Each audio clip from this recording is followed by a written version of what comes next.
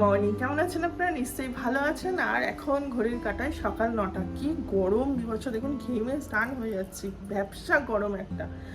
এই বর্ষাকালে গরম না, একদম বাজে গরম। তার থেকে গরমকালে গরম ভালো।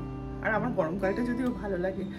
আর আজকে আমার সকাল শুরু হয়েছে অনেক তাড়াতাড়ি, 7:30টায় উঠে পড়েছি আজকে। তা উঠে যেটুকু কাজ করার করেছি। আর এই যে রান্নাঘরে ভাত বসিয়ে দিয়েছি এখন, আর প্রেশার কুকারে আলু সিদ্ধ হয়ে গেছে। তা আজকে স্কুলে যাবে না ময়না, কিন্তু আজকে আমরা সবাই মিলে বেরোবো 11টা নাগাদ। আজকে ছেলের ওই যে বললাম, আগের দিনেই বলছিলাম যে ছেলে একটা পরীক্ষা দিতে এসেছে, তা সেই পরীক্ষাটা আজকে। তো ছেলে পরীক্ষা দিতে যাবে জিআরই, 11টা নাগাদ বেরোবো। সেই জন্য ভাত, ডাল, আলু সিদ্ধ আর মাছ। ডাল আর মাছটা করাই আছে, কালকে করেছিলাম, সেটা আছে এখন। তাই আলু সিদ্ধ আর ভাতটা করছি, এই আপাতত। আর সকাল থেকে তো আকাশে গুমোটি হয়ে আছে, আর বিভৎস গরম, বিভৎস কি বলবো আর। এই আর মৈনাক আজকে সকালবেলায় প্রধান দেখতে বসেছে, ঠিক আছে? প্রধান সিনেমাটা দেখছে দেবের, বেশ ভালোই লাগছে। আমিও একটু দেখছিলাম, ভালোই লাগছে, শুরু হয়েছে, সকাল থেকেই দেখছে।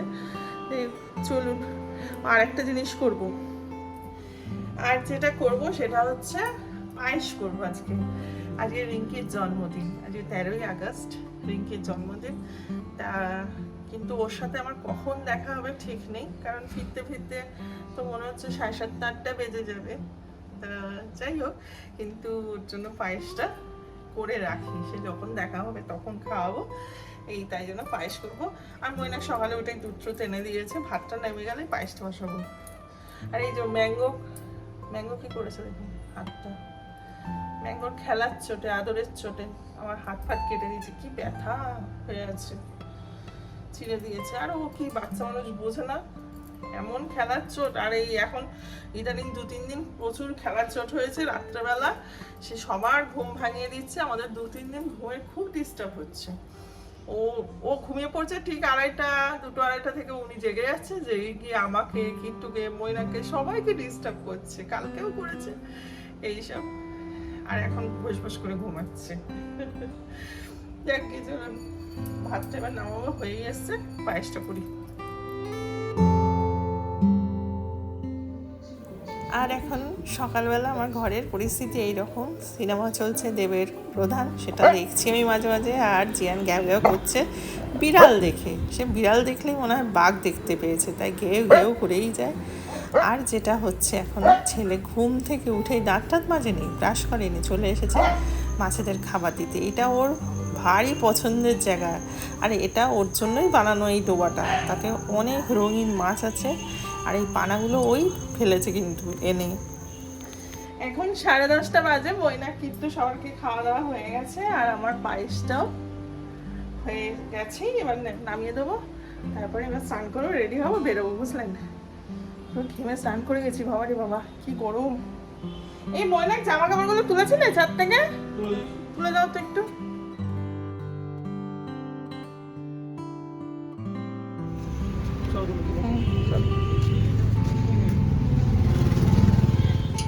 ছেলে জিআরই এক্সাম দিতে যাচ্ছে, তা আমরা বেরিয়ে পড়েছি। আর এই দেখুন টুকটুক করে এখন বৃষ্টি শুরু হয়েছে, ওয়েদারটা তো যা বাজে যাচ্ছে বেশ কয়েকদিন ধরে। তা এখন যাচ্ছি, তা কাজ তো কিছুই নেই, আমার গাড়িতে বসে তো এখন কোনো কাজই নেই। তাই ছেলেকে বলছি, এই আমার একটু পাটা টিপে দে তো, আমি একটু রিল্যাক্স করে বসি। তা আমার ছেলেটি সত্যি কথা খুবই ভালো, ও পাটি আমার টিপতে বসেছে। ওই ওর পা টেপা মানে ওই যেটুকু টিপছে আমার কাছে সেটাই অনেক যথেষ্ট, যে ও পা টিপে দিচ্ছে। আমরা চলে এসেছি, এখন 1টা বাজে, সময়ের অনেকটাই আগে চলে এসেছি। একটু হাতে সময় নিয়েই বেরিয়েছিলাম, কারণ যেহেতু পরীক্ষার ব্যাপার তো, কোথায় কি হয় রাস্তাঘাটে। তাই যে আমার পাগলা ছেলে পেছনে শুয়ে পড়েছে, বলছে চ বেরোয়, বেরিয়ে একটু কিছু যদি খাই তো খা, কারণ সেই 10টায় সব ভাত খেয়েছে এরা। না, পাগল শুয়ে পড়েছে। আর আমি ময়না কি করবো, এই সামনেটা বসে আছি, ওকে ছেড়ে তো যেতেও পারছি না, ও শুয়ে থাকবে গরমের মধ্যে এরকম। এই আমি বলছি যে হ্যাঁ শুয়ে আছিস, উঠে বসে পড়লো উনি, কিন্তু উনি বেরোবে না, গরমের মধ্যে বসে থাকবে। তা এখন এত গরম বলে তা ভাবলাম যে এসি চালিয়ে চুপচাপ বসে থাকি, কারণ ওই যে আমরা অনেকটা আগেই পৌঁছে গেছি, ওর রিপোর্টিং টাইম ছিল 2:30টার সময়, কিন্তু আমরা 1টার সময় পৌঁছে গেছি। তা সেই মুহূর্তেই একটা ফোন আসলো সেন্টার থেকে যে আমরা এক্সামটা একটু তাড়াতাড়ি নেব, সেই জন্য চলে গেল, মানে আমরা বেরিয়ে পড়লাম, ওকে সেন্টারে ঢুকিয়ে দিলাম। তা যে পরীক্ষাটা ওর হওয়ার কথা ছিল 3:15 থেকে, সেটা শুরু হয়ে গেল 1:45-র সময়। তো যথারীতি আমি আর মৈনাক নিচে ওই বসে ওয়েট করছিলাম ওর জন্য। তো ভালোই হলো, তাড়াতাড়ি হয়ে গেল। আর আজকে যেহেতু রিঙ্কির জন্মদিন, সেই জন্য ভাবলাম ভালোই হলো, রিঙ্কির সাথে একটু দেখাও হয়ে যাবে তাড়াতাড়ি। তাই যে বেরিয়ে পড়েছে পরীক্ষা দিয়ে, তাই আমি বললাম কিছু খা। তা স্যান্ডউইচ, ওখান থেকে একটু স্যান্ডউইচ নিলাম, এগ স্যান্ডউইচ, সেটাই খেলাম। আর যেহেতু তাড়াতাড়ি বাড়ি ফিরছি, বেশ মনে একটু ভালোই লাগছে, কারণ আমার মানে ওর যেহেতু 3:30 থেকে এক্সাম ছিল 2 ঘন্টা, তাহলে আস্তে আস্তে 7টা 7:30 বেজেই যেত। তা কখন দেখা হতো এটা তো বুঝতে পারিনি। তা তাড়াতাড়ি হয়ে যাচ্ছে বলে তাই ভাবলাম চলো রিঙ্কিকে সারপ্রাইজ দেবো। তাই একটা কেক কিনে নিয়েছি, কিনে আমি জানি সোজা রিঙ্কির অফিসে যাব, কারণ ও তো জানে না যে আমি এত তাড়াতাড়ি ফিরবো। আমি মোটামুটি ওই 5:30 নাগাদ ফিরে গেছিলাম। তো এখন ওর একটু অফিসে যাচ্ছি।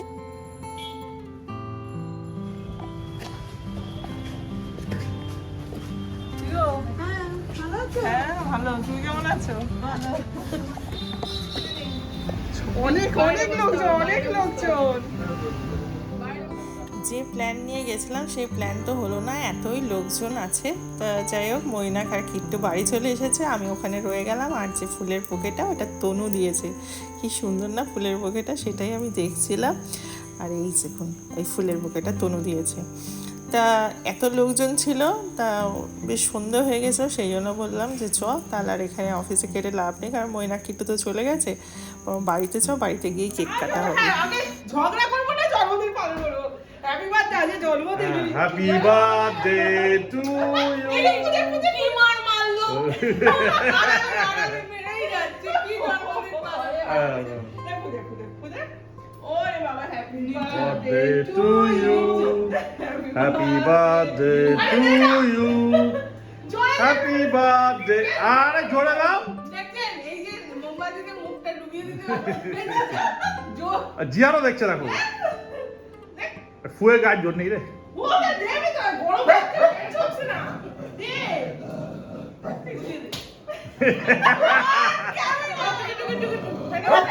বাবা, তোর মা কষ্টে ঘেমে আছি তো, ওখানে প্রেসার বেড়ে গেছে। শুভ জন্মদিন। আর আমাদের এই টম এন্ড জেরি খুনসুটি কিন্তু সারা জীবন মনে হয় চলতে থাকবে। নে কেকটা কাট এবার।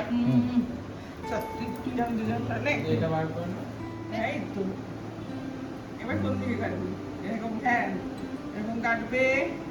খুব ভালো থাকো, বয়স জিজ্ঞাসা করছি না আমি, ঠিক আছে? বয়সটা বলবি? না, চকলেট খাও। ও বাবা রে, চকলেট খাও দিচ্ছি। নে 22 টাকা। এই 22 টাকা কেমন হয়েছে বললি না তো? এরকম অসভ্য। ভালো হয়নি? ভালো হয়েছে। দাঁড়া, আর একটা জিনিস, সেটা হচ্ছে কিট্টু দিদি পাঠিয়েছে ওর জন্য রাখি। এটা এসেছে, রাখি হচ্ছে 19 তারিখ, কিন্তু এটা এসেই গেছে 7 তারিখ। তাই সেটা কিট্টুর হাতে রাঁচি থেকে পাঠিয়েছে, দিদি পাঠিয়েছে একজন। কারণ এটা ওর ভেতরে চকলেট আছে, ওর ভেতরে চকলেট আছে বলে কিট্টু। আর রাখিটা দেখা, রাখিটা রাখির দিন দেখাবি। এই তো রাখি। হ্যাঁ, পরে দিদিভাইকে ছবি তুলে পাঠাবো। ঠিক আছে, চলো খেয়ে নাও। হ্যাঁ, এটা কতদিন রাখবেন? 7 তারিখ এসছে, কিট্টু এসছে 9 তারিখ, আজকে 13 তারিখ, খেয়ে নাও।